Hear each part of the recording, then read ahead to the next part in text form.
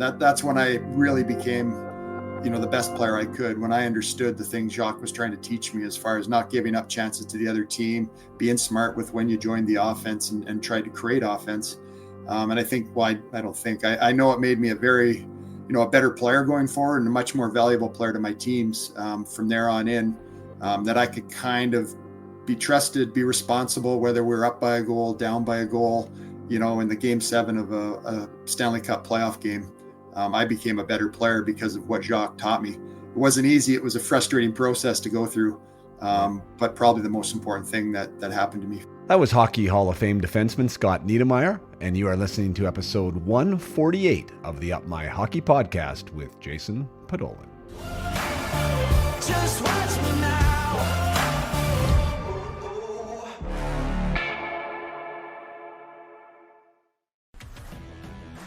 Welcome to Up My Hockey with Jason Podolin, where we deconstruct the NHL journey, discuss what it takes to make it, and have a few laughs along the way.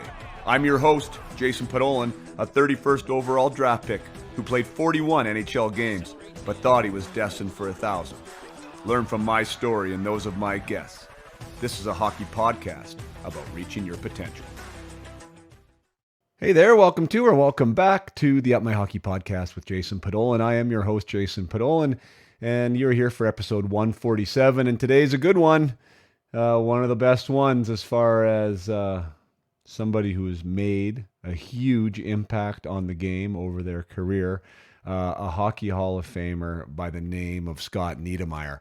He is one of these guys that, like, the true introduction is like so long, it kind of takes your breath away. But I think we need to do it for two reasons. One, because his resume is so special. What he accomplished in the game is absolutely remarkable.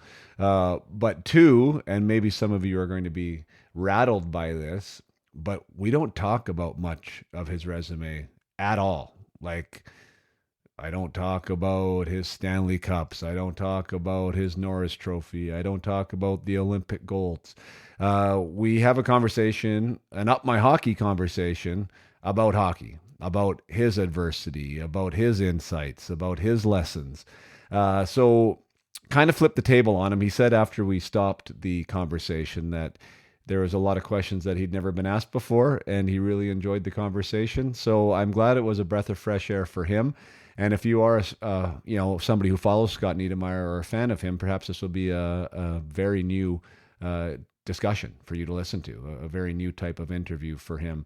And maybe we'll find out a few things that you never knew before. And for those of you who would like to know about, where his favorite place to eat on the road is, or what his favorite memory of an Olympic gold is, there are many, many conversations out there that I'm sure you can find on podcasts to hear those stories. But yeah, let's give it a whirl here to try and share with you where this guy is at. He was a Kamloops Blazer originally, where he won a Memorial Cup and where he was also drafted 3rd overall from that organization. He also won a World Junior Gold medal as a junior there playing for Kamloops. He has a World Cup championship under his belt. That's very similar for some of you younger listeners to the Four Nations Cup that's coming up here. It would be a best-on-best tournament outside of an Olympic Games. He won gold at the World Championships with Canada. He won 2 Olympic gold medals. He won 4 Stanley Cups, 3 with New Jersey, where he was captain, and 1 with Anaheim, where he was also a captain. He has won a Conn Smythe, the most valuable player of the playoffs. He has won a Norris Trophy as the best defenseman in the NHL. He was also a runner-up 2 times for that award. He was a first-team All-Star 3 times, a second-team All-Star 1 time. He played in 6 All-Star games, and he is also a member of the Hockey Hall of Fame. Now, that's a mouthful. That is a very accomplished individual. And if you never had a chance to see him play, he was one of the best skaters you will ever see. Really, really fun to watch skate. He also had a brother that I played with, Robbie Niedermeyer, who was also a very, very high draft pick, who played in Florida and had a long NHL career himself. So obviously there's some athleticism in that family, hailing from Cranbrook, BC. So I came across, as far as like the background, I never knew Scott or played with him, but he does live in Penticton now, and he is involved with the Okanagan Hockey Academy. That's where one of his sons plays, and he was on the bench during one of the games, which was funny to see Scott Niedermeyer just kind of simply opening a door for the players there at the U17 prep, or maybe it's U18 that he was involved with. And yeah, I was kind of I was laughing under my breath. Was wondering if anyone in the crowd knew that a two-time gold medalist Norris Trophy winner was opening the gate across the ice surface there. But anyway, Scott is very unassuming. He's super mellow, super chill, very humble, very, very gracious, and it was fun having a chat with him. So I will stop with the introduction. I know you now, if you didn't before, know who Scott Niedermeyer is, and it was a really pleasure and a blessing to have him on. So I hope you enjoy my conversation with Hockey Hall of Famer Scott Niedermeyer. All right, here we are, Up My Hockey Podcast. I have no idea what episode this needs, but welcome to the Up My Hockey Podcast, Scott Niedermeyer. Thank you. Appreciate it.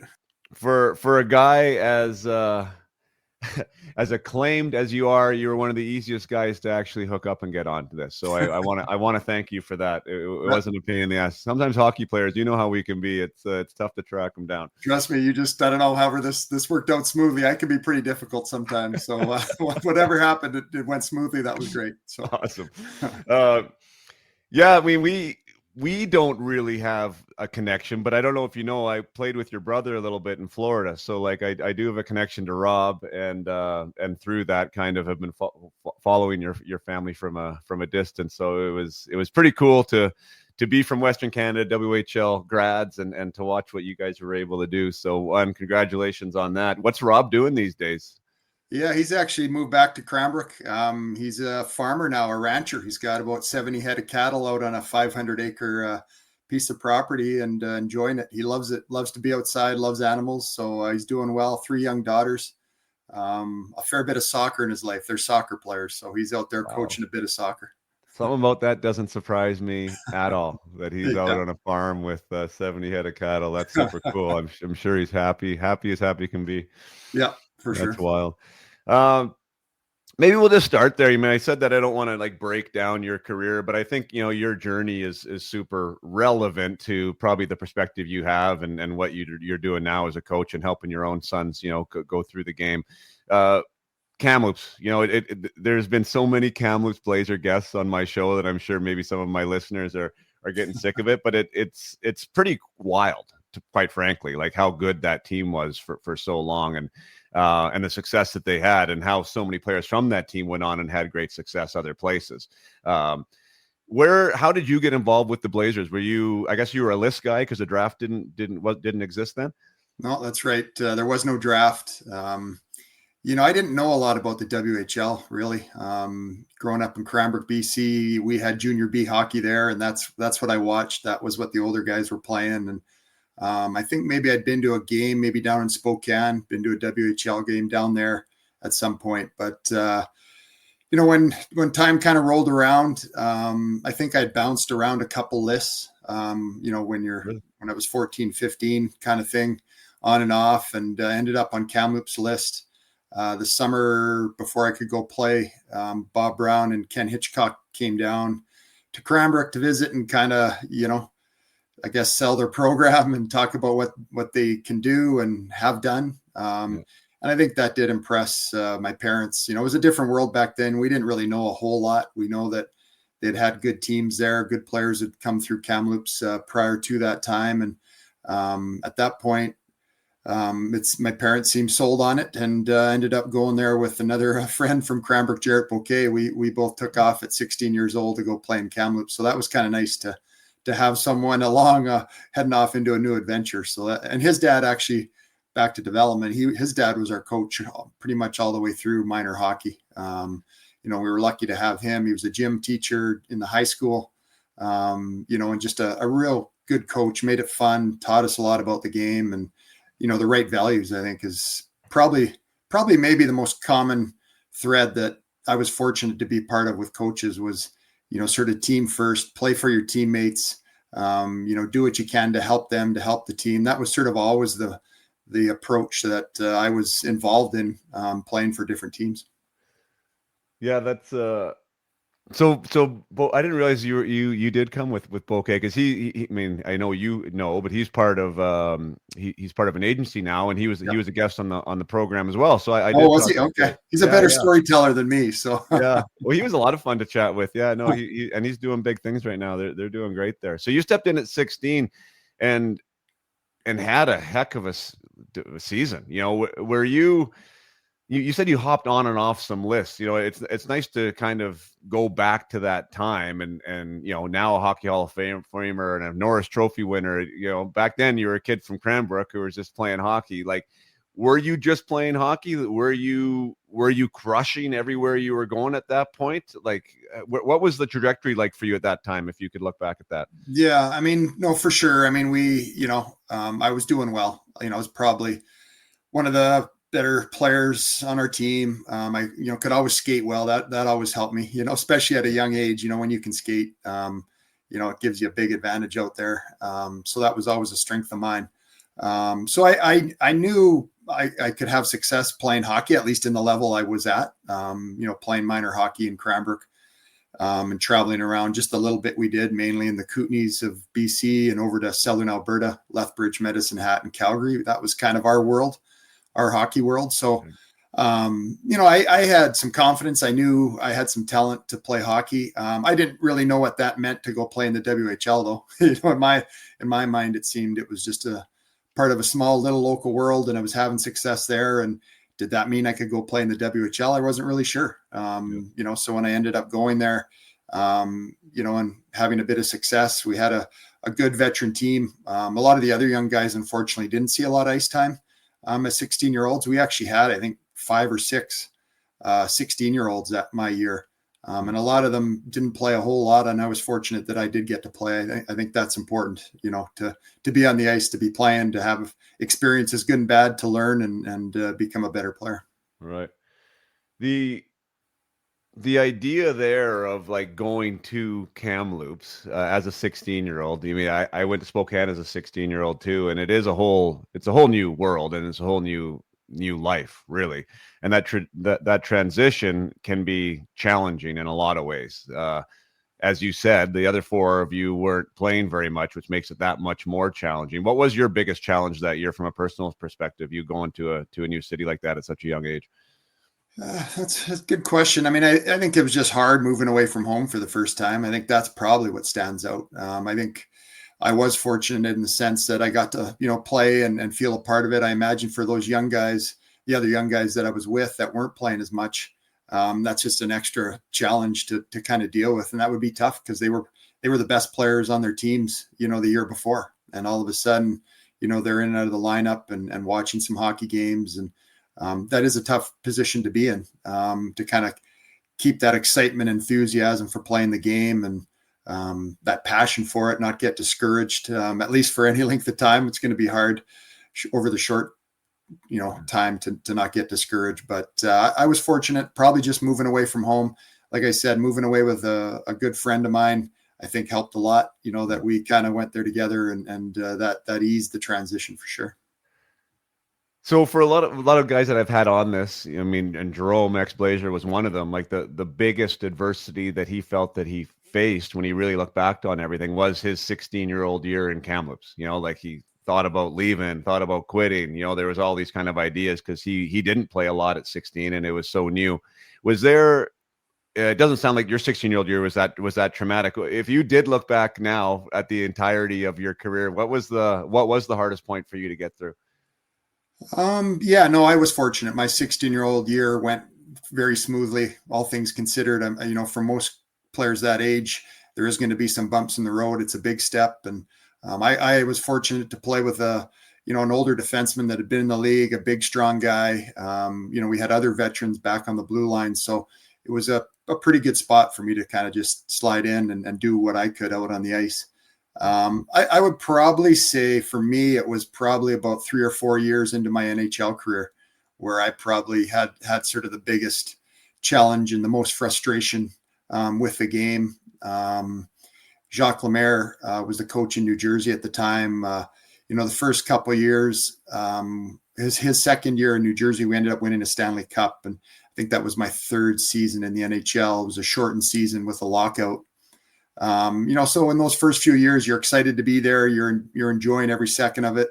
Then you win a Stanley Cup. I mean, things are just cruising along pretty darn good, really better than most people for sure, obviously. And, after that, Jacques kept, demanding playing a certain way. And it was a little different than I had in my mind, a defense first kind of approach. And, I was like every kid wanting to score goals and get points. That was sort of what I wanted to do. And, so we, kind of butted heads a bit. I was trying to play a certain way, and he had different ideas. And there was probably a stretch for a couple of years where, I was being pretty stubborn, and he obviously knew what he was talking about. So he wasn't going to change his mind. And not that I was out of the lineup, but there were times where I was, sitting on the bench for the last part of a period or the last part of a game. If I had maybe given up a 2-on-1 or made a bad decision and given up a chance to the other team, that type of thing. So looking back, I probably wish I would have learned that quicker, because now I tell the story a lot. That's probably the toughest and most frustrating part of my career. And you've probably found this with a lot of your players you interview, but probably the most important. That's when I really became, the best player I could, when I understood the things Jacques was trying to teach me as far as not giving up chances to the other team, being smart with when you join the offense and try to create offense. And I think, I know it made me a very, a better player going forward and a much more valuable player to my teams from there on in, that I could kind of be trusted, be responsible, whether we're up by a goal, down by a goal, in the game 7 of a Stanley Cup playoff game.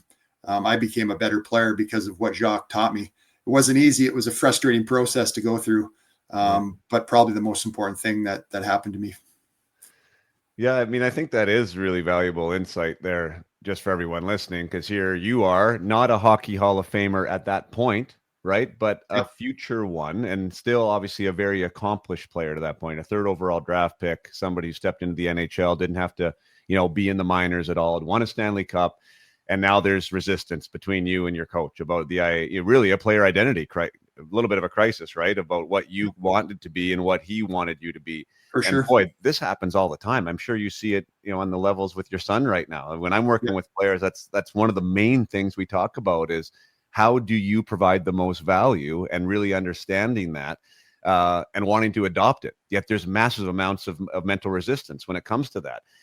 For you, like, do you remember what that moment was as far as the breakthrough was, where like you kind of just let go?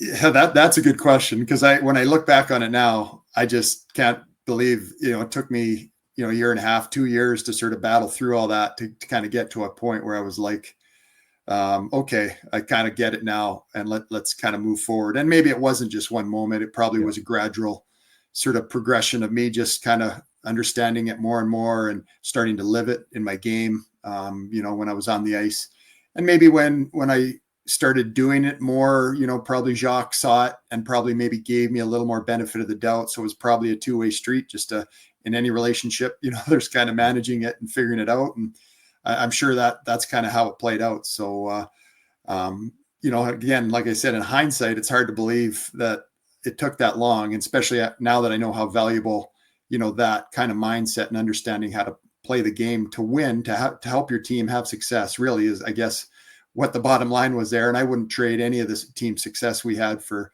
any sort of personal thing at all. So I'm glad I had Jacques as a coach and went through that. And like I said, I think probably without that, who knows if I make it to the Hall of Fame. Really, I think a big reason I probably got selected to be in the Hall of Fame was because of being part of successful teams. Right. So, would that have happened without that? Who knows? Yeah, such an interesting. I mean, I love that discussion, especially in today's day and age, where there seems to be more of a focus on individuality and that personal success. We can talk about the reasons why, probably ad nauseum, right? The highlight reel era, I call it, is you see these goals, and they have their Instagram feeds, and that's kind of what keeps feeding the system, and the team play that you said you grew up on, I think isn't quite as valued in most situations. Yet, here you are saying that was one of the biggest keys for you, yet you did have your own personal mental resistance with it at the time, because we do want to flourish and thrive in a way that we think that we can and are able to.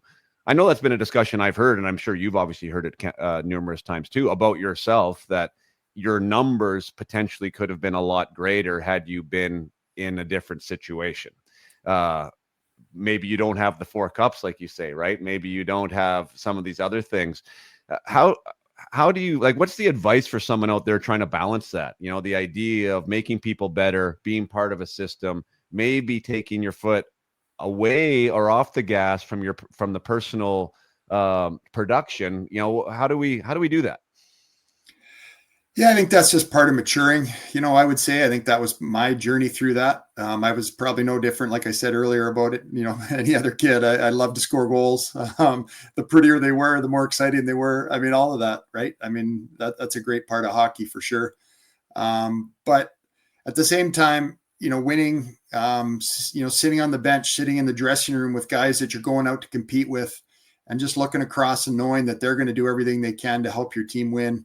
If they're going to stand up for you, as a smaller offensive guy that, played with plenty of guys that were out there to sort of make sure the other big guys were staying out of my way, at least partially, and when you kind of have that bond with your teammates, I don't know how many goals personally could ever make up for that type of experience. And when you win, you sit there and you realize, look, that guy played with broken ribs, and, he went out there and he was blocking shots and, doing things that were very uncomfortable, yet helping our team. And, that to me is the pinnacle of hockey, maybe pinnacle of life. I don't know, in many sense, helping each other out, working together, as people, rather than individual things. I mean, for sure, individual things are nice. And when we do, they feel good. But they don't feel as good as that type of success you have with a group, when you're pulling, on the same rope in the same direction.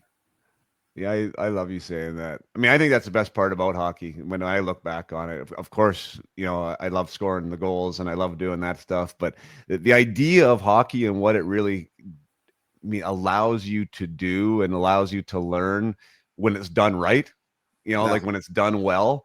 There's nothing better than a team sport like hockey when it comes to that. And I think to me, it speaks to I'm going to use the word like male masculine aspect of us too, right? Like the brotherhood, the bond, like the physical challenge. I mean, all these things that I think speak to us on some innate level. It allows you to come together and really feel like you're doing something special. And I never experienced on the level you did, but going to a final in any league or getting there, it's a journey, right? And you got a bond. Yep. And it's a totally fun one to look back on. What you talked about culture and you talked about the value system and the coaches that you're grateful for. I'm sure that comes from your parents as well. I did know Robbie a little bit, and you guys always seemed to me like a really grounded group. Like, yeah, I don't know how else to say it. Humble, grounded, grateful. And I imagine that comes from mom and dad in some capacity. What's the message to parents out there if that is true? Like, how much can we instill in our kids to be those team players that we're talking about? Yeah, I wish I knew that answer to that as a parent, but I mean, I think it's just, stressing, the things we've talked about, hard work, being a good teammate, those type of things are all, they're old messages, but they're good messages. I don't think they'll ever go out of style or, we'll ever find better ones. My parents, my mom, grew up on a farm. So she sort of had that background of hard work and, needing to get things done. And my dad was from Saskatchewan as well. And, they just really wanted us to go do our best, work as hard as we could, be a good person, be a good teammate. That was really their message, quite simple. And like I said, I was fortunate to have coaches right from youth hockey into junior hockey that really were focused on that and understood the importance of that to help our team succeed and win hockey games. So I was kind of always around that. And, part of my personality, I think helps with that a little bit too. I think there's some times where I'm not really thinking about sort of how to act or, it's just kind of who I am. Yeah. But I know I learned a lot from, parents, coaches all the way through. And I always had, great sort of leadership and mentorship right from the get-go for sure. Did mom or dad get too involved in the hockey side of hockey? Yeah, I mean, I think my dad was the manager of the team, wasn't a coach, didn't play a whole lot of hockey himself. My mom was an athlete, and they were always on the road and on the road trips with us and helping out. I think my mom actually was the president of minor hockey for a little period of time in Cranbrook and involved in that fashion. So not really on the ice unless it was maybe on the pond or different ways like that. But they were involved. They were helping. Which was great, and we were fortunate that they did sort of support us like they did for sure. Yeah. Oh, I guess where I was more going with that is like breaking down your game or like helping you with that type of stuff. Yeah. No, they I don't think they really felt they had the knowledge to really do that. I think they could tell if you were working hard. They knew if you were working and skating and kind of ready to play. I mean, I think that was probably their focus more than anything, nothing technical. Really, I don't remember ever talking about much technical with my parents at all. But it was about hard work and sort of being ready to play and play hard. How do you balance that now as a dad? I know your boys are going through, and I mean, of course, the game. You can also see effort and work. Do you have a hard time balancing how much to give? Yeah, I mean, I think about it a lot, because I could probably not stop talking for 24 hours a day, really, about it if I wanted to. You want to let them have fun, and I think at the end of the day, and even looking back on my experiences, I think. There is so much out there now, which is great. But at the same time, I think you just have to live through stuff. I mean, I think you have to fail. You have to trip and fall and pick yourself up and learn lessons, kind of the old fashioned way, the hard way. So I think I've learned that maybe a little bit by just, being a parent. You tell kids what to do or, and show them the path, and they decide they're taking the other one, and they need to learn the hard lesson. So I don't think coaching, and hockey's any different. I think those are the powerful lessons over the long run. And if there's a consistent messages and different things like that kind of go along with the truth they find for themselves, it's probably the way they get there. Yeah. Yeah. I don't know. Like for me, I try my best to not offer anything unless they ask for it, meaning my own boys, like not necessarily my clients. Yeah. Yet the one thing that I will offer without them asking is usually if I do see some type of an effort scenario, like that's sort of where my standard is. And even that, like I try and let them come to me. I'm not going to bark it down their throat, but that's my firm line. And then the other one is like, I'd love to help, but I don't want to feel like they're being attacked with, tactical, whatever trivia kind of deal.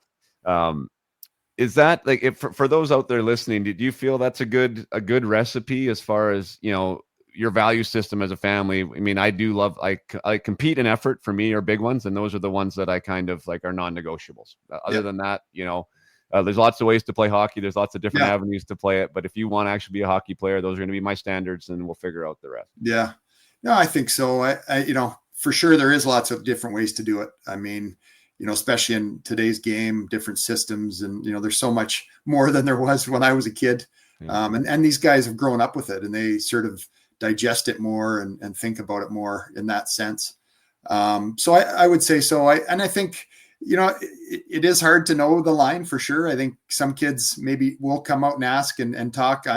My kids, some of them are a little like me where they're a bit quieter, and maybe they would just not even think about asking. And in their head, they're kind of thinking, well, maybe dad will tell me something. So, you know what? I really don't have an answer for it.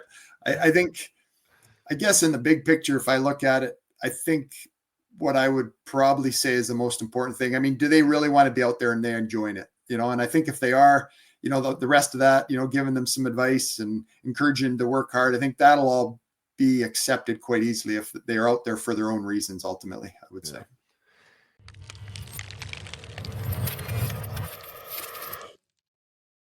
Going to take one short break from the podcast to talk to you about the UMH68. Everything right now is UMH68 invitational for me. And that means that we are sending out invites right now for my invitational event that is coming to Alberta, Saskatchewan, Manitoba, and again in British Columbia. We are looking and inviting the top 68 players in their birth year that we're covering for these events. And it is really an Up My Hockey based event. It's focusing on the development of the person as well as the hockey player. I do believe in holistic development model. I believe as we improve our personal skills, we will improve our athleticism and our hockey skills and the mindset required to be our best. And that's what the weekend is all about, bringing a best on best experience to these young athletes to provide an opportunity for them to grow their awareness, to grow the idea of what high performance means and peak potential. And they can walk away with new relationships, hopefully a new, deeper passion for the game, and an awesome lessons that will last their hockey journey and hopefully a lifetime. So really excited about what's going on. We're doing the 2012s in Alberta. We are also doing the 2012s in Saskatchewan, and we are doing the 2011s in Manitoba. And that's on top of the events that I have previously ran in British Columbia. The 2012s we're covering this year, and 2011s in Vernon, British Columbia. So super exciting. If you are a coach or if you are a parent in any one of those provinces, please check out my website, upmyhockey.com. If you feel your player is someone who should be at this event, or even if you just simply want them at the event and would like to have their name put on the radar, by all means, please do. Again, coaches, managers out there, this is a hockey network. We are out watching games, but we all know how much ground there is to cover, and we are relying on a referral system, networking system, people who know good players that need to be invited to this. So if you are somebody who knows a player who would love the experience and who deserves an experience like this, by all means, check out the website. There's a section called the watch list, and all you have to do is fill out the watch list, and then you are guaranteed to at least be on the radar. So those invites are coming out now. The events range from end of May through to the end of June. Be sure to watch for where they're coming for, and it's a really exciting development with Up My Hockey and a way to celebrate the game, celebrate the players, showcase the players, and also to advance them as people and players. So really exciting, real exciting for me to be involved in. So without further ado, let's bring you back to the conversation with Scott Niedermeyer.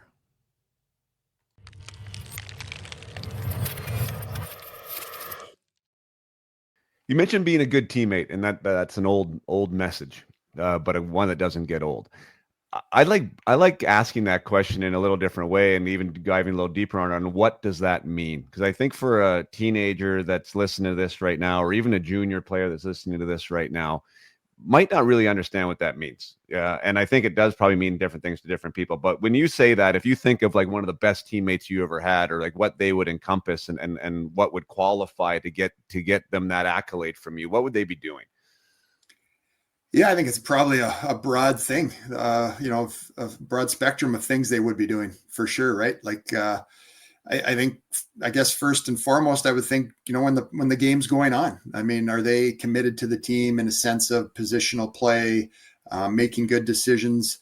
I guess I could argue against myself when I was a defenseman and, maybe giving up 2-on-1s or going offensive when I shouldn't have. And giving the other team chances. I would probably think my teammates didn't think I was a great teammate because I was, costing the team or potentially costing the team by the way I was playing. So I would sort of say that is one of the things. Are you working and competing for the team? And then the simple things of the support and encouragement that you can give each other during a game. After a goal, you go back and, tap the goalie's pads and say, oh, don't worry about it. We'll go get one back. And, or a guy makes a mistake and you're supportive and, sticking together. You're not, blaming someone else for your trials and tribulations on the ice. I think that's another one. Yeah. You're in it together and you got to find ways to make it work, support each other, help each other. So I think the list is long for sure. Do you think when I'm dealing with younger athletes, the first thing that comes out of their mouth is like helping somebody when they're down, which I mean, there's a nice virtue to that, right? For sure. Yeah. And the sentiment is nice. I don't know how well that actually works in real time. If you've made a mistake and you're on the bench and, somebody comes up and come on, like, it depends on who you're talking to. But I won't discourage somebody from trying to help a teammate ever. Yeah. But I do think, like, when I challenge players, sometimes I ask them, like, how do you feel that you make other people better? Yeah. Right. Like, so that's like an open-ended question. And I think when we think along those lines, potentially the conversation sort of changes, right? Because that does mean on the ice, right? Like, Yeah. how do you make your wingers better, your D partner better, or your goalie better, right? By Yeah. how you're playing. Yeah. In the dressing room, maybe some of your behaviors, like are you making people feel good about themselves, in Yeah. the room, off the ice? Are you complimentary of their value to the team and what they offer?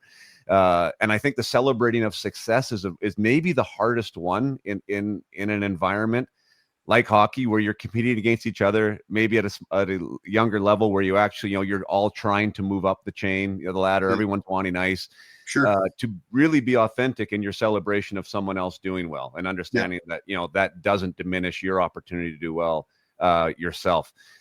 Can you maybe speak to the success of others one, and how you Yeah. handled that, or how you would suggest people, navigate that? Yep. No, I think that's a great point. And the reality of being a young player, a young kid, for sure, everybody's trying to move up and, get on the power play. And so I think you're always dealing with sort of those feelings. I guess I would suggest, those feelings are probably natural and part of being a human. But maybe they don't need to be the first ones that come out of your mouth or you act on. There's times to, recognize that that's not going to be constructive for anybody, for me or the other player or the team.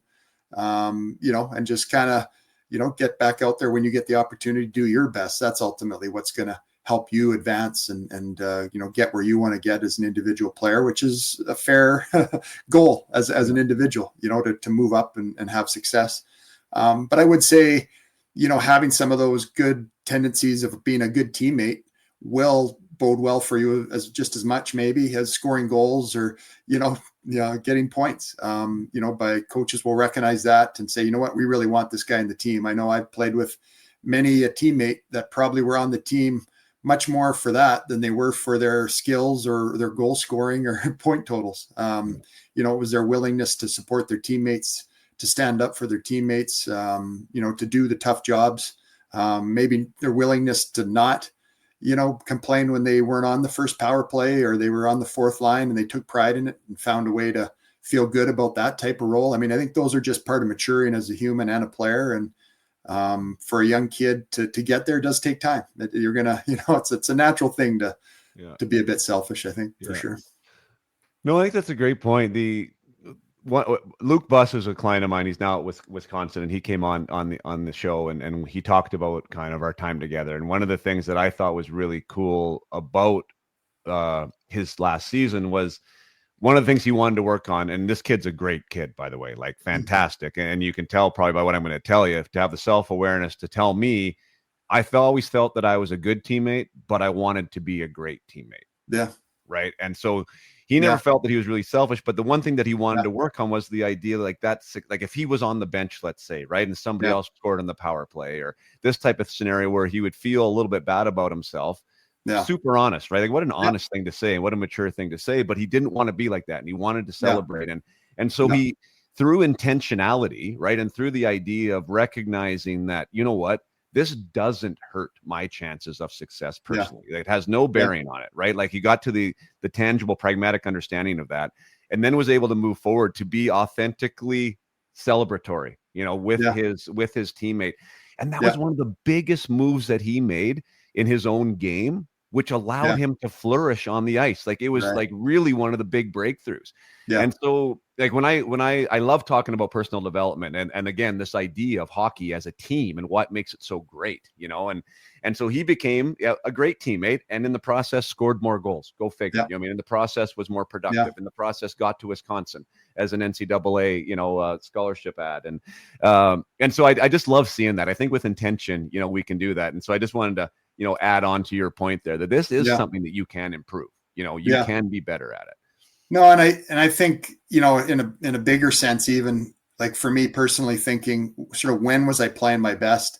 It was sort of when you didn't have all this other worry and you're thinking about that and you're thinking about this. You're kind of just going out there, trusting all the work you've done and just going to play and, playing for your teammates, playing for yourself, and, not in that state of mind where your mind's going in different directions and kind of distracting you from just being out there in the moment, for sure. So I think that might be connected there a little bit, with what he went through. Yeah, for sure. You mentioned about your boys, do they want to be there and are they having fun? And that's another layer of having fun. If we're worried about other people, like the more Yeah, layers we can take away, right? And we're just in the moment playing a game, I think that's where the actual passion comes from. That's when we're just playing and we're at our best. And it's amazing how many distractions are out there, yeah, right? When we're playing a sport, especially now, that can just take us away yeah, from what we all want to be, which is the best hockey player we can be consistently. yeah. Uh, No, for sure. when you talked about maybe giving up a 2-on-1, right? And then how Yeah, that would reflect potentially on you not being a great teammate. yeah, Now, let's chat about that because yeah, what an interesting concept. Because yeah, you probably being your best in your environment, you needed to create offense. Like if you weren't, yeah. you also weren't being a great teammate, right? Because you weren't using your Yeah, in natural my skill mind, set. that was probably what I was thinking about. Well, but for real, right? And so now Yeah, even on teams, right? If somebody like there's, and I think there might be a fine line between being courageous and then being risky, like so yeah, how do you yeah, balance that? Or even for you with you, like I need to be offensive. I am offensive. This is a gift that I have, and this is something I need to provide. Yet I don't want to be reckless or yeah. risky. Um, is that again just being in the moment at the end of the day? I mean, to sort of put that into words, or what that is precisely, that's really hard to do. Like, and that maybe is why it took me a little time to really kind of fine tune it, to understand what is Coach Lemaire really asking here. And I think at the end of the day, it's the same thing as how you win games. You score more than they do, and I guess the next level from that is you get more chances than they do. Now, if you're going to get a chance and then every chance you go get, you give one up, well, you're kind of just treading water, you know? So I think there's just sort of an awareness, like starting to recognize, you could probably try and force some offense anytime, really. Yeah. You can always go forward. I think it just comes in learning, like when is a situation, when does it arise where the chances increase for success, rather than forcing something. And I think that's probably what I had to calculate and start to learn, with my skill set. What does that look like? When are the opportunities to take advantage of? What do they look like? When the percentages are, 80% maybe, or something of at least creating a chance without being irresponsible defensively, or I don't know what the number is, but Yeah. it's a high chance of being successful. It's not like, I could try this, but it might only work 1 out of 10 times. That's not going to fly with Jacques Lemaire. That doesn't fly with winning hockey, because that means 9 out of 10 times the other team's going to get the puck, and they're going back the other way. So you're never going to win hockey games, doing something that might work 1 out of 10 times. I think that's maybe as best I can describe it. And again, it's individual. What are your strengths as a player? What can you do maybe that another guy can't do, or what can he do that you can't do that changes the odds on one of those situations? They will all be different. And I think that's a personal thing to figure out. Yeah, I like that you say that actually. 'Cause I don't think we've never really broken that down on this pod. But the idea, like I know some players get upset because they will try something and say Jimmy tries the same thing. Both guys aren't Yeah. successful. Yeah. Jimmy doesn't get in shit though. Yeah. Johnny does. Yeah. And I think that you can actually break that down in the idea of what you just said, right? And be really honest with it. Like Yeah. how many times has that ever worked for you if you're the guy that it didn't work? And if the Yeah. coach also knows that you might be a 1 out of 10 guy in this Yeah. scenario right now, and Yeah. Johnny might be a 7 out of 10 guy and it didn't work for him that time, Yeah. right? Yeah. So that might be one way to be able to come to it. And then I think the development aspect that you're talking about is really important because like that's where the reps come in practice, off ice, on ice, whatever Yeah. the case may be. So Yeah. you get comfortable enough and confident enough that now your percentages are in the positive. If I Right. do try this in a game, I'm more Yeah. likely for it to be successful than not. Yeah. No, I think you're right. I think that, I think especially with young kids, talking about this, like, when I was playing as a 12, 13-year-old, our coach, Mr. Bouquet, he didn't want us to give 2-on-1s either, but, he probably wasn't treating me quite the same way that Jacques was, so, and I think that's important, right? The kids need to make mistakes and try stuff, to figure out what we were just talking about. Practice obviously is a great time to really try things, to maybe make mistakes and work on skills that can help you and create offense, whether it's your skating, your stick handling, passing, which, if we get talking about modern day players, that seems to be a lost art, how to pass and receive a pass. It's like, these guys can stick handle in a phone booth, but tough to catch a pass for them, and that's a still super important part of the game, if not one of the most important parts of creating offense, is being able to move the puck. But I think that's it. At a young age, you kind of gradually get into understanding the importance of not, taking too many chances, but at the same time, you can't take it all away from a young kid. It's kind of probably a progression as you move up the levels. That kind of situation gets, you get tied to a higher standard as you move up the ladder. Yeah. Yeah. And the pattern recognition is a word that came to mind when you were talking about that too, right? I think the more reps that we get in, the more we mature, like it just inherently becomes more obvious. Right. Like, when is this opportunity? I can jump past this defender right now. Right. And so I can now create an odd man rush. We have possession. Yeah. This is a good time for me to go, instead of like perpetually forcing, it becomes, less risk adverse and more natural, I guess. Sure. And I think that kind of means, to me, that's almost boiling down to hockey IQ. And I know now I'm looking at that through the lens. I used to know what hockey IQ was from a player standpoint, because, I really like playing with this guy, or maybe we're on the same level, right? Like, we kind of knew where we were going. Now, as a coach, it's like, it's so frustrating not to see hockey IQ, right? Like, how are you not going there? Why did you not press that puck, right? Yeah. It's easy on the video. It's easy on the video, and it's easy sitting up high in a rink. The game's slow and lots of room. So isn't that crazy? That is the biggest thing, I think, that disconnect for anyone. I mean, even guys like us that played, to understand that when you're actually in the moment, it's a way different world. It's happening way faster, and it's definitely harder to see. And we gotta remind ourselves of that sometimes, right? For sure. Yeah. Absolutely. You talk about passing. I do think that's a interesting topic, because the NHL is phenomenal still, and obviously it always will be. The way they can move the puck, it's a lot of like one touches off rims now, to guys that they've seen before they even get the puck. Two kind of touch sort of scenarios, tic-tac-toe. Junior is a big step down. The AHL is a more moderate step down, but it is something that just doesn't collectively seem at the youth amateur level to be what it was, as far as, even where to be without the puck, like these types of things. In your coaching capacity now, because you are still involved, how are you trying to implement the idea and that skill of moving the puck past people instead of potentially skating the puck past people? I think it's just a lot of reminders. It's a lot of maybe, looking at video and saying, did you see these options? That would have been a lot more efficient way of creating offense or moving a puck into a better position than trying to skate it there yourself.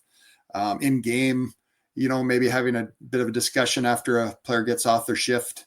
That guy was ahead of you and open, would have been much easier to move it and keep moving yourself. And then you might have been the guy getting the shot, because all the tension would have went to the other player. You get lost, you find open ice, and now you're the goal scorer at the end of the day. Right. So, it's just very much repetition. Like you had mentioned earlier about the highlights and that everybody loves the one-on-one play, but what I love watching, you watch some of the best players in the world and the biggest games of the world. It's the passing, it's the teamwork that creates offense. Not many players in the world at the highest level even can do it consistently enough to have success one-on-one or by themselves. And so to just see some of the plays, and it really even gets down. And when you really get to the top of the heap in the Stanley Cup finals, it's like, is someone screening the goalie? Are we shooting and hitting the goalie's pads for rebounds? I mean, it's pretty boring. Not all that, TikTok worthy, style of hockey, but it's how you win. And so I try and encourage that, point it out to the players, but it is a constant sort of thing. And it's going to take a lot of time and experience for them. Yeah. The defenseman in the modern game, seems like there's more Scott Niedermeyers that maybe you would speak to. What I mean by that is there's been a discussion in my Facebook group. I have a parent group on Facebook where people can ask questions and they have conversations. This one lady was talking recently about her son being put on D by the coach, and then how there's like this almost looking down your nose at defensemen. Like there seemed to be the butt of all the jokes. They're supposed to be less skilled. They're always the fault of the goal. Like the goalie parents don't like the D because they give up the 2-on-1s, right? The forwards don't like the D because they never get the puck up, or like it's fair enough. but I think like for you, if you were to start again, like right now, would like what drew you to D in the first place? I guess, especially in the 90s, you're a guy that can skate, right? You could, you had this high offense, yet there wasn't a lot of you back then that chose D from from a minor hockey age. I think I got put back there by either my dad or Coach Bouquet or whoever it was. I think they said we need defensemen. You want to go back there, and I guess I didn't put up too much of a fight and ended up back there and like, oh, this is all right. I don't mind this. Play a bit more and see the game a little bit differently. So I think you're right. I was a forward. I think every hockey player is born a forward or a goalie. And then, we find our way to become defensemen somehow, I guess. But I mean, it has changed. I mean, even just, there is a better level of skill and puck handling overall in all positions of the game for sure. I still, there's a lot of defensemen that create a lot of value by defending well. To do that, you have to be able to skate. It does take a level of skill to get pucks out of your end, to move pucks up to the forwards and make plays, along the blue line in the offensive zone. So, I think there's still many defensemen that aren't your classic sort of total offensive type defenseman that's up the ice a fair bit, but they all have the skill, the ability to make the little play, to move the puck efficiently and effectively, and skate. Because nowadays, I mean, that's one of the massive differences. When I played defense, you didn't really have to be able to skate or started playing in the NHL. You could hook, hold, slash, cross check. You had a lot of tools at your disposal to slow down offensive guys, and the league has taken all those away. And now it's a matter of positioning, having a good stick and being able to skate and stay with people. It's a heck of a lot harder to defend now, for sure. I agree. Yeah, way harder. And it also looks to be like a heck of a lot more fun to play D, from an offensive standpoint side. Coaches seem much more willing to allow, players to move into the rush, to have that other layer of offense, the offensive zone cycle. Like there's no one standing on the blue line very much anymore. People are active. So I don't know, to any young players out there, like, and I still think like when you do have that player that moves back, can defend, but now can also add offense, they're still unicorns, right? Yeah, I think, and I think they stand out a lot. You can definitely provide a ton of value. So, as a coach, I try to encourage some of my offensive players to consider it for sure. Yeah, I think you're right. I think the way the game's played now, there's a lot of interchangeable parts, all over the ice. And, back again, when I started, it really wasn't like that. I used to do a bit of that, and that maybe was why I was getting in trouble a bit with Lemaire, but, trying to do it smartly and learn to do it in a smart fashion. But it really did, make it harder to defend, for the other team, not knowing where someone was or moving out of a classic position and trying to sort it out on the defensive end. So, and you see that a lot now. I mean, for sure, there's guys moving down and up and forwards coming up high and all that stuff's going on. That's, makes the game harder to defend and does create more offense. But, coaches are always finding ways to defend and teaching their teams how to do it. So, hey, I'm curious, random tactical question for you. Net front in your own zone. So when we were coming up, the D was always behind me, cross-checking me in the back, if I was trying to gain position. Now a lot of teams are having the D front the player and try and get between the puck and them and allowing that offensive player to between him and the goalie.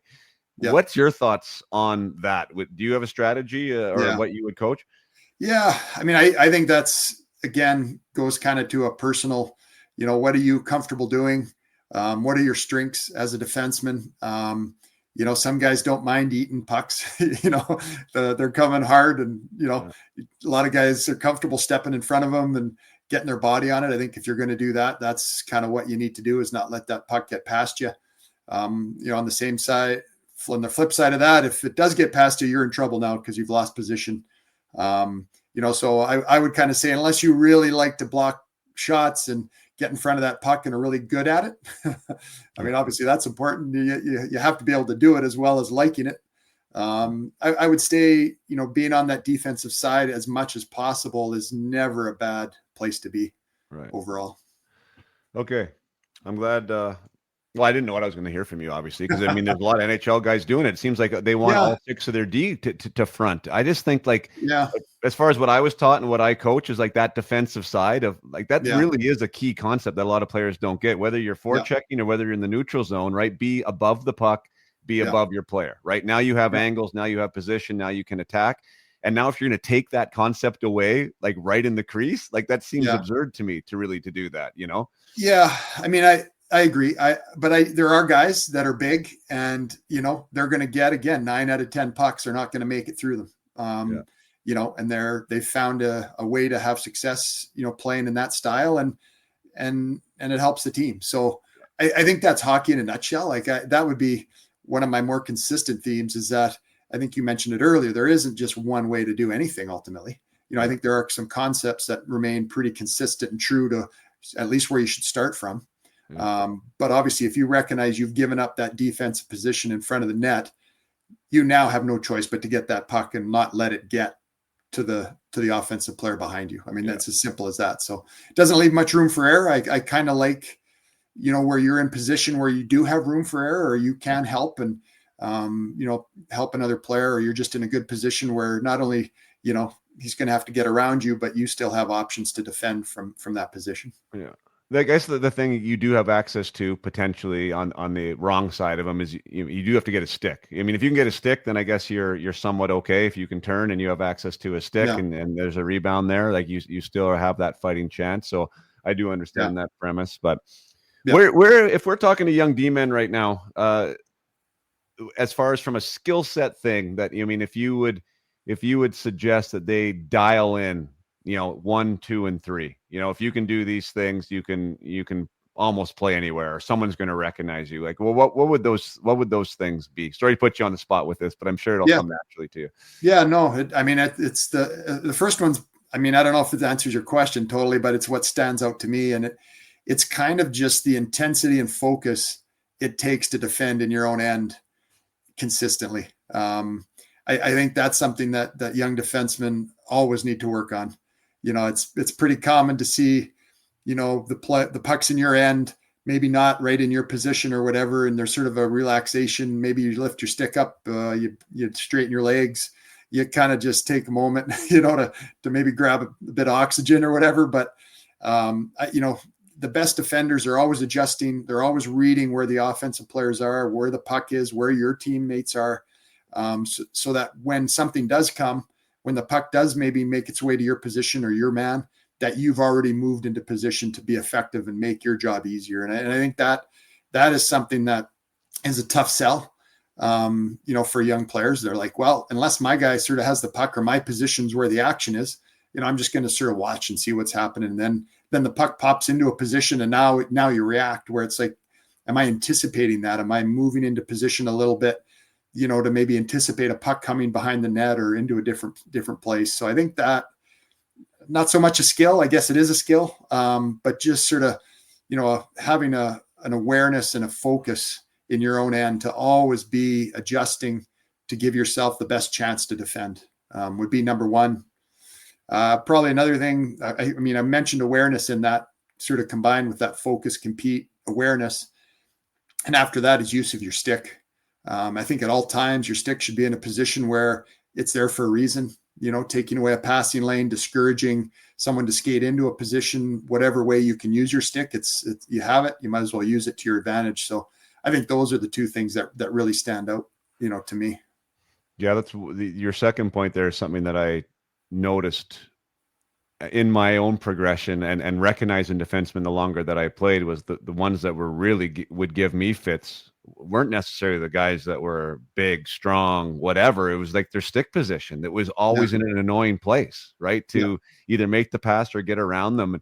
And some of the best come to mind, like Nick Lidstrom was a genius at it, right? Yes. Like, just a genius at it. Yeah, absolutely. So yeah, that's a great one. Yeah, I mean, stick is such a valuable tool to use. And I think I love your idea there of that. I mean, really, it's a mental skill, what you said, right? To be able to think and to read. And obviously that's up my alley. But the idea too is, like, how often do you see a player get to that puck, maybe even they defend well enough, but they haven't considered the information available to them, and now they don't know what to do with it. Yeah. That's a big one, right? Yeah. Like now you've finally broken up the rush or the cycle or whatever it is. Like you've ended a play, but if you can't start another one, it doesn't make any difference really. Yeah. Yeah. So when I, sort of talking about that awareness, it wasn't only about the offensive guys, it was where are my guys, where's the open ice? Who's the open man? So yeah, once the play happens or we change possession or I'm able to take it off this guy, what can I do with it? And I think offensive players, there's a bit more of a motivation to do that, because it's sort of always been part of sort of the game and having success offensively is making those predictions and adjustments to get into position. I think it's pretty much exactly the same thing on the defensive end. It's maybe just not, it doesn't seem as important when you're 12 years old or even 16 or 18 or 20 for that matter, But and I think as far as those time windows decrease every level up. And I think that's where the reads do start to matter. And if we can instill this as coaches to these younger players, you have more time. If you get to the puck and now you have to have your head up, now you have to find somebody, your feet are probably in the wrong spot, your hands are in the wrong spot to move that puck. Yet if we can get there, know where we're going with it, that happens at the NHL level all the time. By the time they get the puck, they already know where it's going. They have to know, right? Or else it just breaks down. So that skill under pressure, skill in small areas, and being able to read what you're doing. So that's the idea of thinking one step ahead. So for everyone out there listening, like not what's happening right now, but what's happening next, right? Like how do you think about what's happening next and how you can make that play?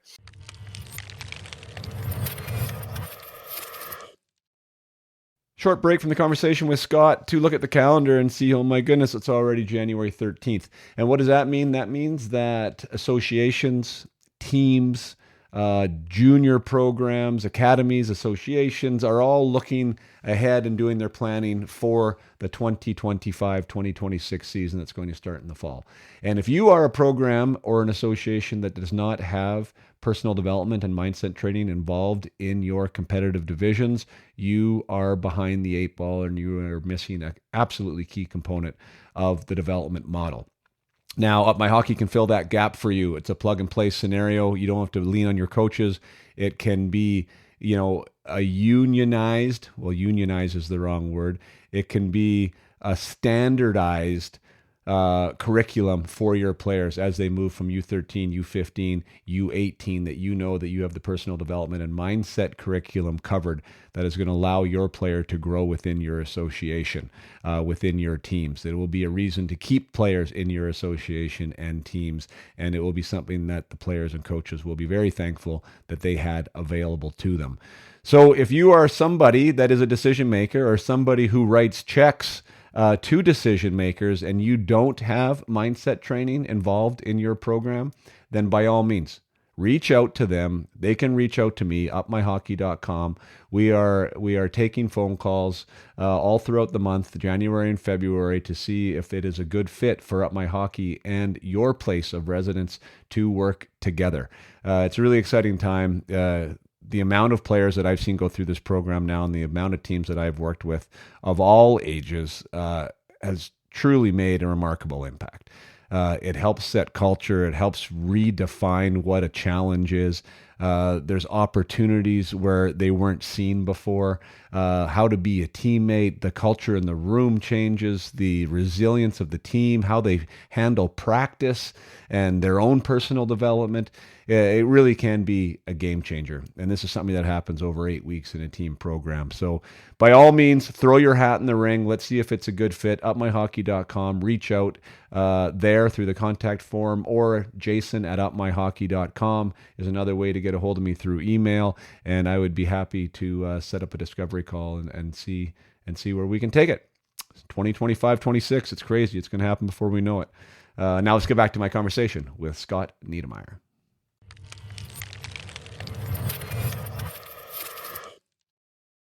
What's your message to players out there as far as a smaller defenseman, Scott, that needs to be able to end plays as well? Doesn't necessarily have to be physical potentially, but can't just contain, right? We've all seen that defenseman that maybe stays on the D side, but never ever is able to disrupt possession, and you're in your end for what seems like ever. How do they go about mastering their craft? Yeah, I think you obviously have just different tools, I guess, to defend and try and, break plays up and kind of change possession. Most little defensemen, I imagine, I think there's different ways. You're skating. Maybe you can use that to angle and sort of take time away and put someone in a bad spot, or maybe recover, from a poke check or an attempt at a check that doesn't work. But, your skating allows you to recover to get a second crack at the same player. Use of your stick, smarts, anticipation, I think are sort of the other one, like a hockey sense thing. And, you're maybe are containing for a little bit. And then you're like, okay, I see he's kind of lulled him into a position or whatever. And now I'm going to anticipate that and get a stick on it, or maybe use the body at that point and recognize that, even though I'm smaller, I have the angle, I have the leverage, and I can now, end this play here. So it is important. It is much harder than it used to be. I mean, you could hook and hold and do all those things before, but it really does take smarts. It takes some skill with your skating, with your stick, to be able to do that. And obviously it's tremendously helpful when you are able to end plays. I would say the risk there is if you're being too aggressive as a young player or smaller player, and you kind of get flipped around to the other side, or you get caught, and giving them chances up that way. So you really do have to be smart. It kind of goes back to, we were talking about making decisions offensively to have the most success. It's kind of the same thing when you're defending. Like, is this actually going to work 9 out of 10 times when I go in now to try and take the body on this guy because I have angle and position on him? Or am I really taking a 2 out of 10 opportunity here to see if it happens, and it doesn't happen? So somewhat similar, I guess, in making those calculations. Yeah. Yeah, when you mentioned getting on the wrong side, just for everyone listening, again, we're talking about that body position, and it's a difference of like 6 to 12 inches, and it means the world, in quick games that happen fast. And when you lose body position, you lose access to the net, you lose access to the puck, and it really does make a huge difference when we can think in terms of that from offense and defense and that transition. You get 12 inches, and there's a difference, like a big difference on both sides. I guess that's the challenge. I mean, whether you're big or small, I want to extend that challenge of try to end plays if you can. I think that's really a hallmark of a defenseman. Yes, you want to stay on the D side. Yes, you want to contain, but at some point somebody needs to stop the play from happening. And I think that's sort of a mental idea of what it is D are trying to accomplish. And I think sometimes they forget that. Yeah. Yeah, maybe because we're telling them to not give up chances, so they're kind of like, I don't want to take this risk to maybe get caught out of position. I think that could be part of it. I think, it is hard. It is hard to defend now, right? Like, you make just a subtle little mistake on either your angle or body position, like you just mentioned, you now are at a bad position and maybe giving up a scoring chance. So I could see where there is this tendency to kind of be conservative but I think it goes back, you mentioned earlier about in practice, that's a great time to kind of try things and kind of start to gauge, what can I do? What can't I do? And make mistakes in practice and try and defend maybe more aggressively than you do in a game. And, like, I can actually make that type of play. That's a play I can do, 90% of the time and have success. I'll use it in a game successfully after that. So I think it's similar to what we were talking about earlier. And, but yeah, you don't want to be hemmed in your zone for a minute or two. That's for sure. That wears you out. When it comes to confidence, it's something that comes up time and time again. The players want more of it. You, as professionals, we wanted it. There's times where we didn't feel like we had it. And it seems to be sometimes this elusive, tangible thing that, it's stuck in our closet somewhere and we just haven't been able to see it through the other shirts hanging. How did you come to that ideation of confidence and maybe your perception of it or how you grew it? Yeah, I mean, it is important. And it's a strange thing for sure. In some ways, you're never really at one level of it. I think it's kind of always increasing or decreasing or, changing. Even when, you're at the top of your game, as a pro, or at least in that realm of your career, in mid to late 20s and probably never been better at the game. There's probably still moments, for sure. There's moments where you wish your confidence was more, or your confidence is a little weaker than it would be in the best case scenario. I think consistent time, practice, success, I think over time, and benefiting from that work you're putting in, I think that gives you at least a base layer of confidence and sort of knowing what I can do and what I'm capable of. Yeah. But I guess chicken or the egg kind of thing. I mean, I think it has to be earned ultimately. I know probably, you can get a little bit from coaches, putting you in situations and showing trust in you, and that obviously creates it as well. But I think you have to just recognize the work you're putting in, and that's where it has to start, competing and getting out there doing your best, to at least give yourself a chance to succeed, and then feel confident and good about that. Yeah. I like you talked about the the practice or the base layer. There's different layers. Like I think habits, like your personal habits, which seem to evolve and really cement as a pro, and the farther you get to understand what it means to be professional, in your eyes, or what it means to be a Hall of Famer. Like there's different habits that guys have. And I think that, at least to me, it seems like the guys that have a little bit more foundational confidence, let's call it, usually have really fantastic habits. Yeah, I think that makes total sense. In the sense of how can I give myself a chance to go out and be my best? Now what kind of preparation is that before the game mentally, the day before in practice? Am I putting the work in? Am I building those habits that I do on a daily basis so that when I go out on the game, I'm going to have the best chance to have success? And when you have a little bit of success, the confidence just grows and you feel good about it, rather than going into a game maybe a bit underprepared. You didn't put the work in the last 2 days in practice. You kind of backed off your intensity or your effort, whatever it may be. And you go into a game and all of a sudden you're a step behind. Your plays you're not making.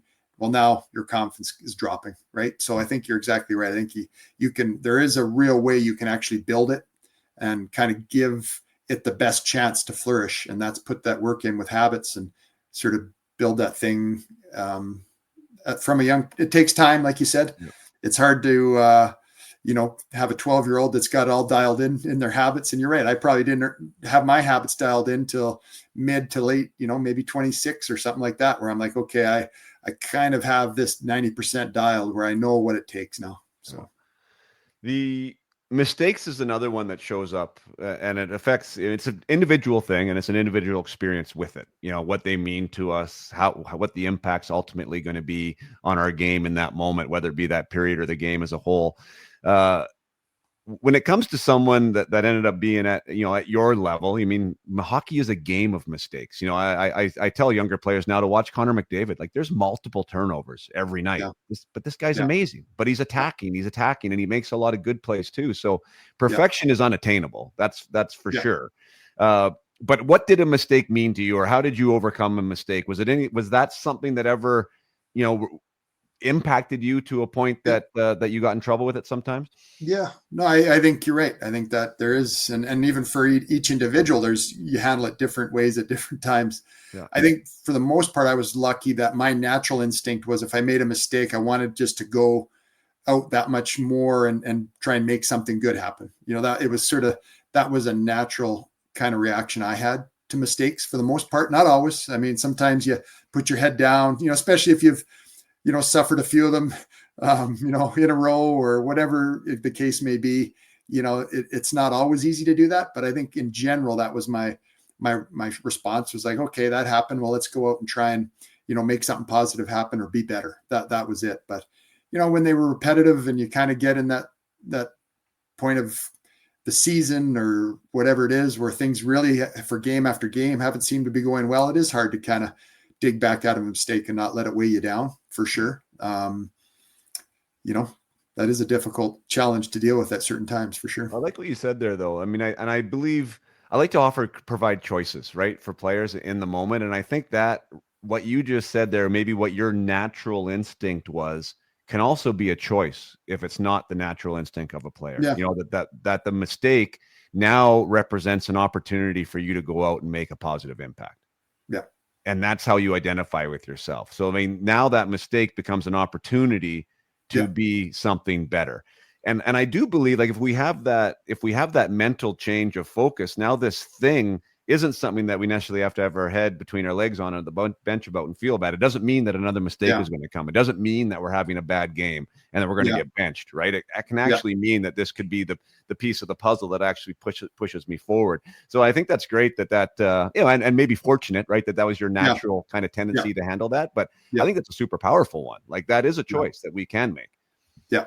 And I think too, sometimes, a little bit of, I don't know, maybe pain's not the right word, but discomfort and frustration, that is how you learn and get better. And in those moments, I think, like you asked earlier about sort of that one moment of my career we talked about, but I don't know if I would have learned that just by words and pat on the back. I probably had to feel some discomfort and frustration to really analyze and really sort of take it in a real fashion. So, you're going to have ups and downs, and that's part of it. You're going to feel frustrated, and those are learning opportunities and hopefully make you better down the road ultimately. That is it. And I think if players out there, if they're going through something right now, can just even hear that hope, like recognize it, that this thing that feels crappy, that sucks, that's making you question all these things and your confidence is low, that could be the biggest gift you might ever have right now. You just got to find a way to get through, go ahead. Just keep working, right? Like, it's hard. It's hard to do. It's frustrating. And, like back to what I talked about earlier about that stretch for me, it was a long time. It was 2 years. There was probably weeks where I was kind of doing it and working through. And then there was probably another week where I'm like, what am I doing? I'm lost again, or I'm sitting on the bench again. And it was probably many attempts, many failures, pick yourself back up, fall again, up again, down again. And, like I said, years later, I kind of at least got part of the message. And, that is part of the journey and what makes it special, I guess, to sort of figure some things out. So with regards to the players I work with, I try and get them to check in on what they're proud of, what they're doing well. I think a lot of us, especially high performers, we're critical by nature, right? We want perfection and we're striving and we're pushing, which can sometimes blind us to what we're actually have accomplished and what we're doing well, and maybe some of the habits that we've changed about ourselves that are giving us some of the successes that we're experiencing. So I'm gonna shine that light on you. I mean, tons of stuff to be proud of in your career, but like, what if you could boil it down to one or two moments or things? Like, what are you proud of from your time, either as a player or as a person that you learned from in your time in the game? Yeah, geez, the question. I don't know if I've ever been asked such a. I don't know. It's sort of like, well, what did you like winning this or winning that? But I don't know. I guess ultimately, something I have said before is about, proud of, I think, being a good teammate, and knowing that guys felt I sort of cared about them and about the team. And that was something I think I did and did all right. Probably could have been better for sure. Like your client, it's about being a great teammate. I'm sure I could have been a better teammate. I'm sure that was possible. And I guess maybe just, taking my journey with my talents and trying to do the best I could with them, which I think I did my best at. Did I perfect it? No, for sure. You never do. But, I think I sort of took advantage of them and tried to use them in a constructive way. So I guess those would be some things I'm somewhat proud of, and beyond being part of successful teams. That's awesome. Yeah. And being a part of a successful team has to say something about, everyone on that team and yourself in particular, because there is some of those personal human attributes that we talked about earlier that have to be present. I mean, you have to be selfless in some type of way. You have to be willing to sacrifice. You have to be willing to put someone else ahead and to talk about them and to celebrate them. And so there's a lot of cool things that happen with winning that I think we sometimes we overlook about ourselves, which is why, I thought it would be, well, why not ask you that question? Because I think they're good things to revisit, and I think when we can share those stories and have those types of discussions, like these are also, again, choices that somebody else can potentially choose. I want to be proud of doing that too, Yeah. I think, like you said, like being part of that's really over time been 14 years since I retired. And it's really a perspective on playing, for me at least, really changed. Like when I was playing, it was kind of just focused on what do I got to do. And that was it. I wasn't really thinking about big pictures, thinking about last year or any of that sort of thing.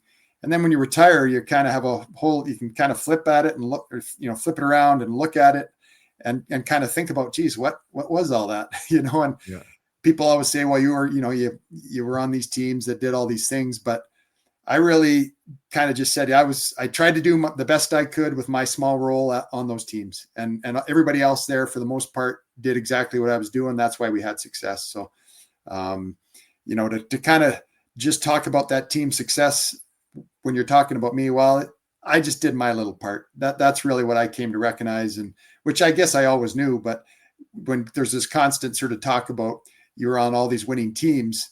Yeah, I was, along with like 25 other players and coaches and a whole group of people that were doing exactly what I was doing. And that's kind of what, I really thought a lot about after I retired, for sure. That makes it special. Being in a bunch of a like-minded group Yeah. has a lot of impact. Speaking of impact, is there a coach or a player or a teammate that was instrumental for you that you can look back on and being like, oh yeah, I'm really glad he was in my life? Yeah. I mean, many.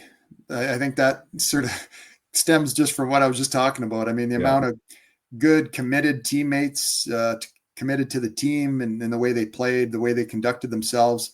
I think all the way along, right from playing minor hockey in Cranbrook with, committed, good, other teammates that we pushed each other. We enjoyed each other. We were committed to each other playing, even when we were 10, 12 years old. Into junior, Ken Hitchcock was my coach, Tom Rennie, guys that have had success as coaches that I was able to learn from. The teammates there, again, were tremendous, and I learned a lot from them. And then the same thing in pro hockey. I really, looking back again from that type of perspective of a retired guy, right. I couldn't have really been more fortunate, and just, if you could pick yourself up and just drop yourself in a spot that would be ideal to learn the things you need to learn. I was in those spots, and, so I was very lucky in that fashion. I imagine I was kind of reflecting or giving some of that back to the situation too, but I really was in good spots with an organization with the right goals and approach to achieving them, all the way down to the staff, the equipment guys. They were all in it together, and I was part of it. So, yeah. One of the messages with Up My Hockey, and kind of even what this podcast is my little version of trying to give back to a game and make a game better, that provided me with so much. And it's one of the messages that I have with the clients that I work with. And actually it was just one of the topics that we had in our inner circle call the other day is gratitude for the game, gratitude to the sport, and what can we do to make it better? Whether you're 12 or whether you're 19 or whether you're a pro, and you're in a situation where 20-year pro, all the accolades, all the things. You're on this podcast, not for you, probably for me, and probably for my listeners. Do you sort of have that underlying thought too, that, this game has been pretty great, and I really do want to try and make it a better place, even though I'm not playing it anymore? Yeah, no, I absolutely. Like when I was playing, I looked at coaches a certain way. I definitely look at them different now, and recognize the things that they taught me and the things I benefited from all of the coaches I had. When you're a player and a coach, there's always this push and pull and a little confrontational in some respects. Definitely back when I was playing, they're holding you accountable and, sometimes making things a little uncomfortable or you're different from your viewpoint for sure. And, but then again, when I retired, you kind of take it all in and you're like, geez, I had a ton of guys like you asked me about that really helped me along the way. Teammates, coaches, other people in the organization that spent a little extra time or taught me something or whatever it was, or gave me a pat on the back after a tough night, whatever it was. And, so to be able to kind of do the same thing for somebody or try to, does feel good. As you kind of move through life and get on the other side of that circle somewhere, I kind of have exactly the same thoughts you just said about trying to give some of that back that so many people gave to me. And, it's enjoyable to see. It's enjoyable to see young players, taking some of that and learning and growing as people and players. It's a rewarding thing to do. Yeah. Yeah. It's super rewarding. Yeah. It's kind of the most fun I find. Like when you see a player find value and self-esteem in themselves, because of whatever new decisions that they're doing, that's also resulting in something that's really important to them, being a good hockey player and helping their team win hockey games. Like I don't know, I love that aspect of it, and to be some small piece of that, to help them do that is is pretty exciting and a great way to go to sleep at night sometimes. So Yeah.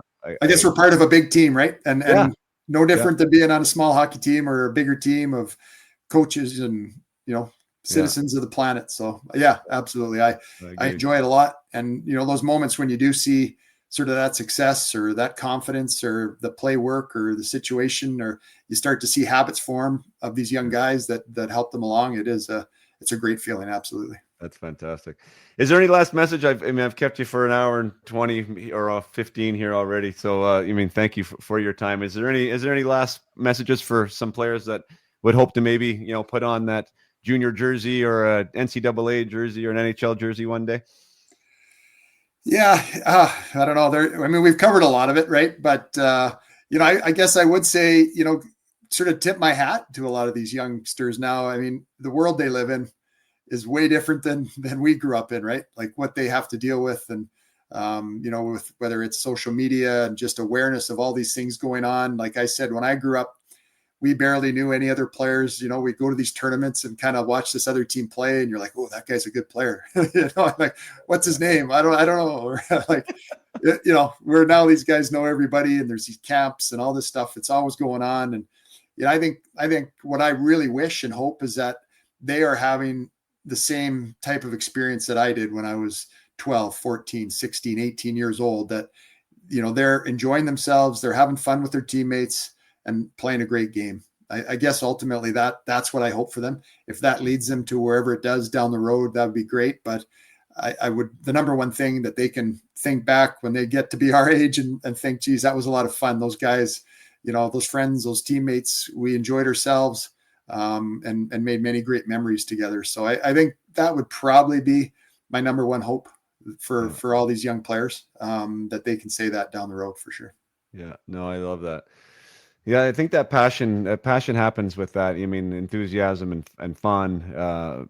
Again, but not discounting the adversity. That's going to be a part of it, Yeah. and we have to understand that is going to be there. But the underlying idea is that you're playing a game and you got involved in it for a reason. So no matter how good you want to be, no matter, what mistakes you have made, that playing where your skates are and being in the dressing room and enjoying that moment in whatever capacity you can is only going to support your own personal journey. I think when you're doing something you love and you come to that road block or the speed bump or whatever, it's hard and frustrating, but you're going to have a little extra in the tank to kind of try and push through or over whatever you have to, just because of that love and passion for what you're doing. So awesome. Because it is coming, you're right. The challenges are coming. That's life. That's hockey. There's going to be tough stretches, but if it's something you really love, they just seem more insignificant, really, smaller, and you just find a way to figure it out. Awesome. Well, thanks so much for your time. Thanks for shooting the shit with us here on Up My Hockey, and I'm sure there's a lot of great lessons for everyone listening today. No, happy to do it. It was great. Thank you. Thanks.